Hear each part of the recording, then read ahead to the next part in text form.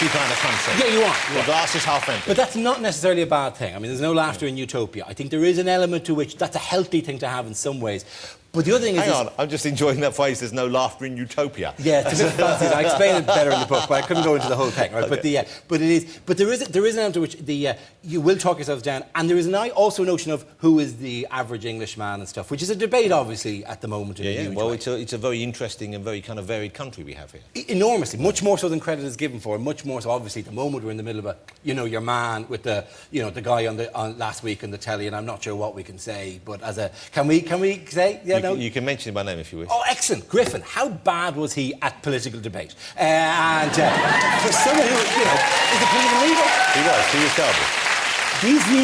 These views are my views, not your views, not the BBC's views, but as a television performer, oh, come on, you couldn't handle it at all. My favourite bit? Boo-hoo, they picked on me. That was my favourite bit. I know I'm possibly a racist man, but don't pick on me. I'm a puppy, right? That whole thing, for that debate even to exist, is intriguing because you generally do things like multiculturalism really, really well. Yeah. Much more so than most of the countries in the world.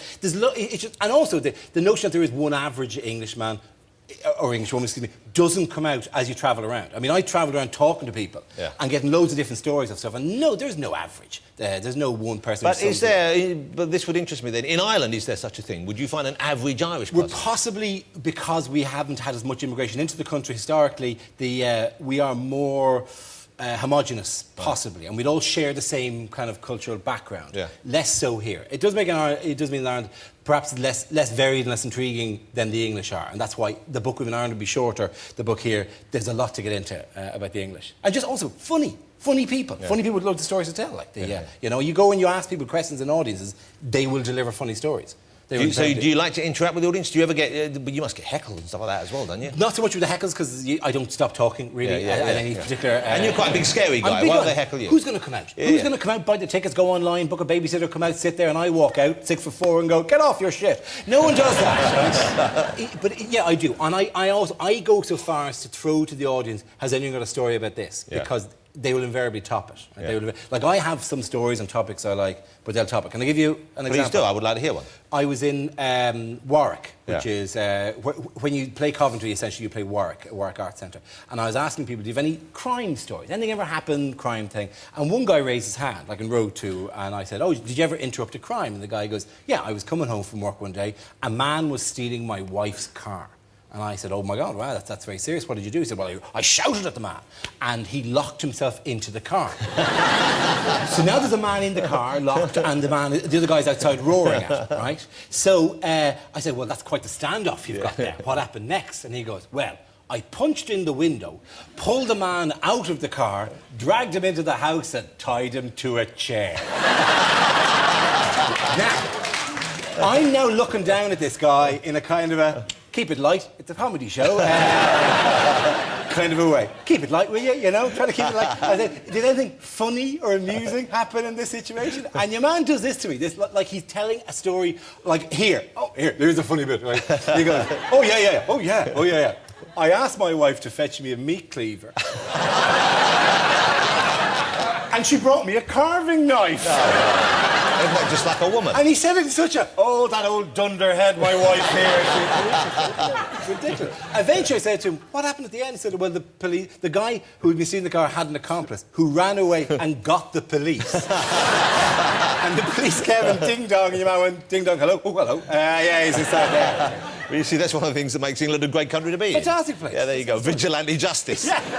We're going to play Monster or Celebrity, Dara. I know you're excited about this. This is the thing I've come on for. First of all, let's say thank you to Dara O'Brien, ladies and gentlemen. Let's get the game in. I'm sorry, I was half a let's play Celebrity or Monster.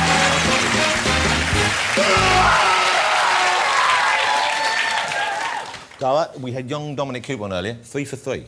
You've got 3 out of 3 right, so you've got to match that, okay. If we could turn over the first card, have a look at this. Have a close look. Do you think...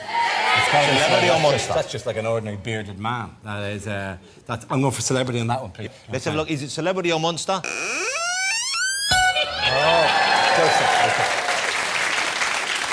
Okay. Let's have a look at your next one. Will you turn the card, please? Dara, is this Monster or Celebrity? Celebrity or Monster? What do you got that? Oh, that's...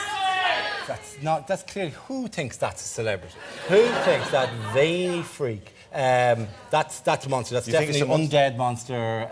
Yeah, I would have veins pulsing. It's a veiny monster. Yeah, you know, like some out of the Evil Dead. Yeah, that's okay, you think it's a zombie, maybe? Yeah, okay, let's have a look and see whether it's right. Whether it's a celebrity or monster. Oh! Yeah, I stand by my he's a celebrity. Okay, so that's one you got wrong. Let's go and see if you can get 2 out of 3. Let's have a look at the last card. Celebrity or monster? This is a tough one, I think, actually. Oh, really?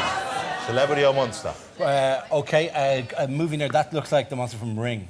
You think it's the monster from Ring? I think it's the monster from Ring. The Japanese film, Ringu. Let's have a look whether it's celebrity or monster. Yes, it is the girl from Ring. It's the American remake. Thank you for that, is it?